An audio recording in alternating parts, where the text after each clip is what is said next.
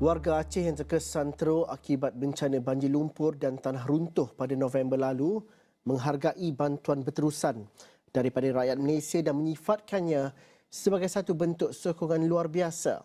Ketua Kantor Kementerian Agama Kabupaten Aceh Tamiang, Anwar Fadli berkata, terdapat 330 masjid di daerah itu dengan lebih 200 daripadanya mengalami kerosakan berat dan sederhana akibat banjir.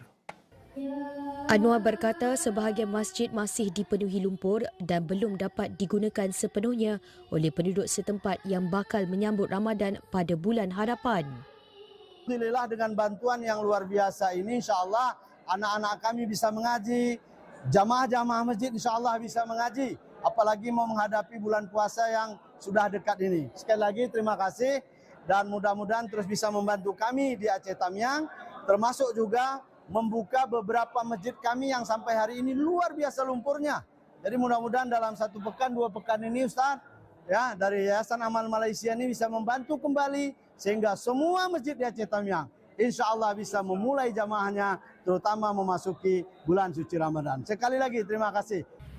Beliau berkata demikian selepas Majlis Penyerahan Al-Quran Wakaf menerusi misi Amal for Aceh di Masjid Besar Al-Huda, Tanjung Karang, Aceh Tamiang.